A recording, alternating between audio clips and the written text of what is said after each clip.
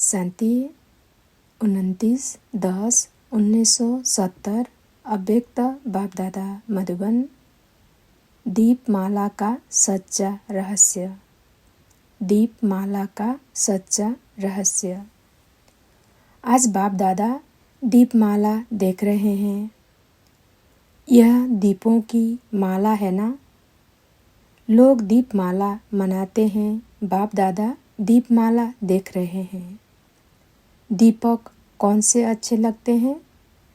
जो दीप अखंड और अटल होता है, जिसका दृढ़ कभी खुटता नहीं, वही अखंड जलता है। अपने को ऐसा दीपक समझते हो? ऐसे दीपकों की यादगार माला है। अपने को माला के बीच चमकता हुआ दीपक समझते हो? ऐसे समझते हो कि हमारा यादगार आज मना रहे हैं। दीपमाला के दिन 2 बातें विशेष ध्यान पर रखनी होती है। दीपमाला पर किन बातों का ध्यान रखते हैं? किसी ने कहा सफाई रखते हैं, नया चोपड़ा बनाते हैं। परंतु लक्ष्य क्या रखते हैं? कमाई का। उस लक्ष्य को लेकर सफाई भी करते हैं, तो सफाई भी सभी प्रकार से करना है और कमाई का लक्ष्य भी बुद्धि में रखना है। यह सफाई और कमाई का दोनों कार्य आप सभी ने किया है। अपने आप से संतुष्ट हो। जब कमाई है तो सफाई तो जरूर होगी ना। इन दोनों बातों में संतुष्टता होना आवश्यक है, लेकिन यह संतुष्टता आएगी उनको जो सदैव दिव्य गुणों का आह्वान करते रहेंगे। जितना जो आह्वान करेंगे, उतना इन दोनों में सदा संतुष्ट रहेंगे। जितना जितना दिव्य गुणों का आह्वान करते जाएंगे, उतना अवगुण आहुति रूप में खत्म होते जाएंगे। फिर क्या होगा? नए संस्कारों के नए वस्त्र धारण करेंगे। अभी आत्मा ने नए संस्कार रूपी नए वस्त्र धारण किए हैं कि कभी कभी पुराने वस्त्र से प्रीत होने का कारण वो भी धारण करते हैं। जब मर्जीबा बने नया जन्म नया संस्कारों को भी धारण किया, फिर पुराने संस्कार रूपी वस्त्रों को कभी क्यों धारण कर लेते? क्या पुराने वस्त्र अति प्रिय लगते हैं? जो चीज़ बाप को प्रिय नहीं, वह बच्चों को प्रिय क्यों? आज तक जो कमजोरी, कमियां, निर्बलता, कोमलता रही हुई है, वो सभी पुराने खाते आज से समाप्त करना, यही दीपमाला मनाना है। अल्पकाल के लिए नहीं, लेकिन सदा काल के लिए और सर्व रूपों से समाप्त करना। यह है दीपावली मनाना। दीपावली को ताजपोशी का दिवस कहते हैं। आज आप सभी के कौन सी ताजपोशी मनाई है? ताजपोशी के दिन क्या किया जाता है? राज सिंहासन का समारोह कब देखा है? स्मृति आती है। कितनी बार देखा होगा? अनेक बार। दिन प्रतिदिन ऐसे अनुभव करेंगे जैसे इस जन्म में प्रत्यक्ष देखी हुई बातें स्पष्ट रूप में इमर्ज रहती है। वैसे भविष्य रजाई के संस्कार जो आत्मा में समाये हुए हैं, वो जैसे कल की देखी बात है। ऐसा अनुभव करते रहेंगे, ऐसे प्रत्यक्ष रूप में अनुभव करेंगे। इससे समझना अब हम अपने संपूर्ण स्थिति और अपने राज्य के समीप पहुंच गए हैं। सतयुगी संस्कार सोचने व स्मृति में लाने से नहीं, लेकिन स्वतः ही और स्पष्ट रीति जीवन में आते रहेंगे। इस दुनिया में रहते हुए भी नैनों में सतयुगी नज़ारे दिखाई देंगे ना। सिर्फ इतना, लेकिन अपना भविष्य स्वरूप जो धारण करना है, वह भी आँखों के आगे बार बार स्पष्ट दिखाई देगा। बस अभी अभी यह छोड़ा, वह सजाया चोला धारण करना है, ऐसे अनुभव करते रहेंगे।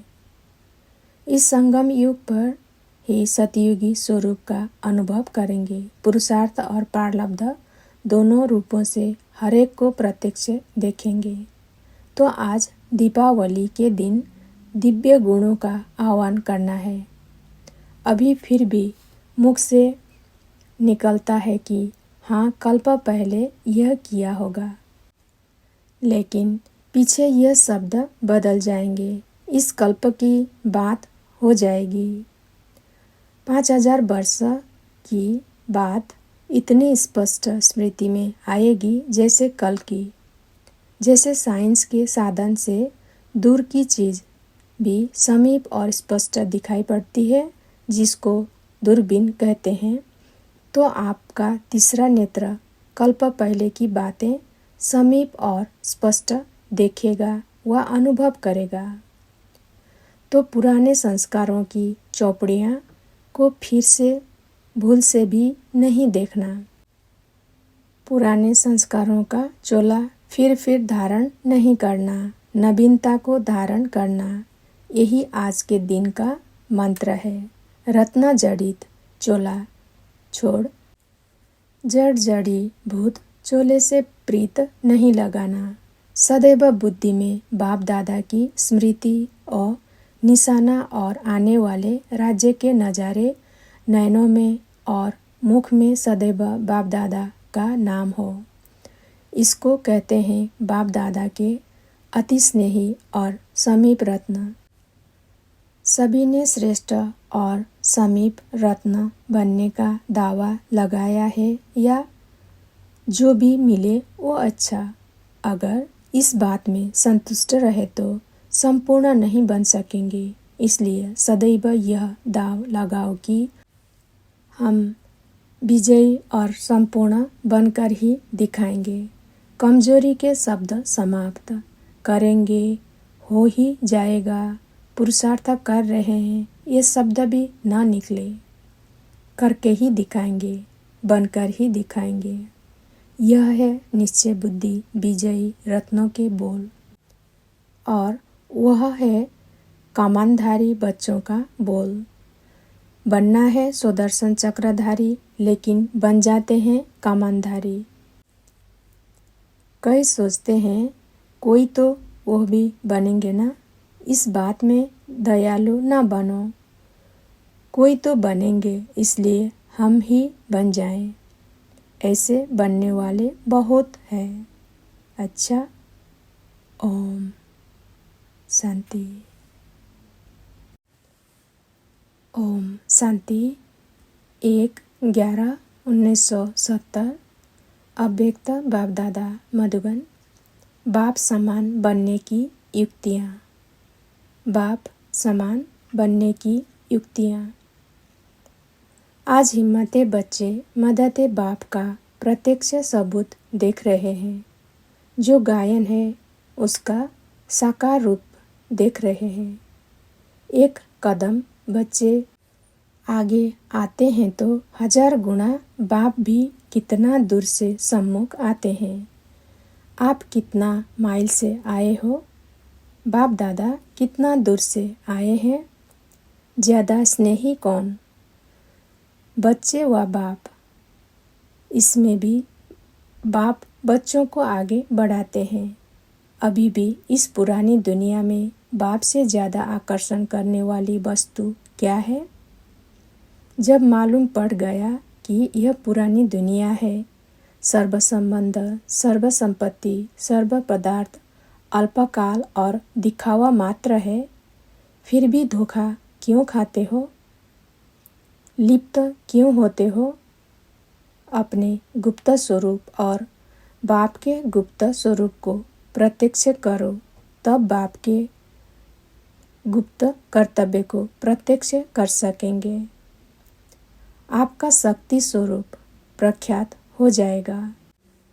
अभी गुप्त है। सिर्फ एक शब्द याद रखो तो अपने गुप्त रूप को प्रैक्टिकल में ला सकते हो। वह कौन सा शब्द है? सिर्फ अंतर शब्द। अंतर में दोनों रहस्य आ जाते हैं। अंतर कंट्रास्ट को भी कहा जाता है और अंतर अंदर को भी कहा जाता है। जैसे कहते हैं अंतर्मुखी व अंतर्यामी, तो अंतर शब्द से दो अर्थ सिद्ध हो जाते हैं।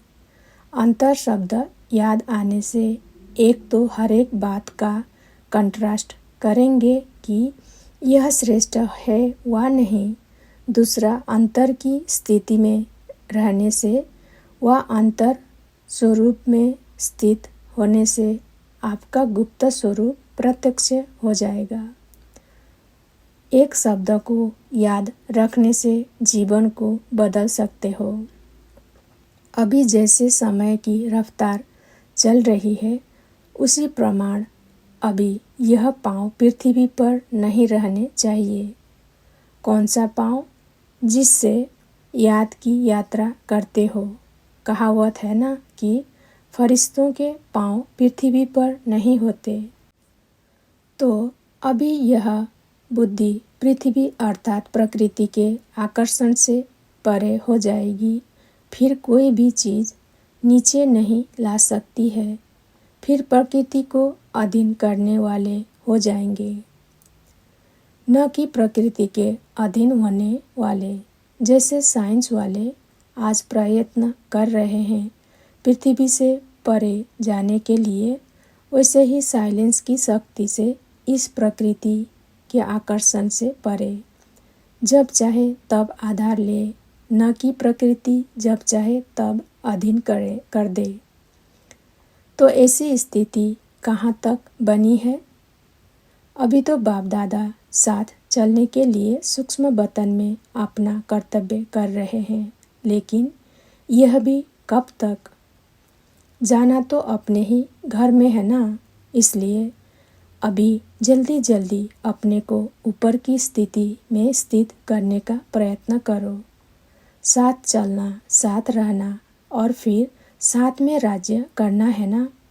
साथ कैसे होगा? समान बनने से। समान नहीं बनेंगे तो साथ कैसे होगा? सभी साथ उड़ना है, साथ रहना है। यह स्मृति में रखो, तब अपने को जल्दी समान बना सकेंगे। नहीं तो कुछ दूर पड़ जाएंगे। वायदे भी है ना कि साथ रहेंगे, साथ चलेंगे और साथ ही राज्य करेंगे। सिर्फ राज्य करने समय बाप गुप्त हो जाते हैं, तो साथ कैसे रहेंगे? समान बनने से। समानता कैसे लाएंगे? साकार बाप के समान बनने से। अभी बाप दादा कहते हो ना, उनमें समानता कैसे आई? समर्पणता से समानता सेकंड में आई। ऐसे समर्पण करने की शक्ति चाहिए। जब समर्पण कर दिया तो फिर अपना व अन्य का अधिकार समाप्त हो जाता है। अगर अन्य कोई अधिकारी रखे भी तो उसको क्या कहेंगे? यह तो मैंने समर्पण कर ली। ऐसे हर वस्तु सर्व समर्पण के बाद अपना व दूसरों का अधिकार रह कैसे सकता है? जब तक अपना व अन्य का अधिकार रहता है तो इससे सिद्ध है कि सर्व समर्पण में कमी है। इसलिए समानता नहीं आती। जो सोच सोचकर समर्पण होते हैं, उनकी रिजल्ट अब भी पुरुषार्थ में वही सोच अर्थात संकल्प विघ्न रूप बनते हैं। समझा? अच्छा। ओम शांति।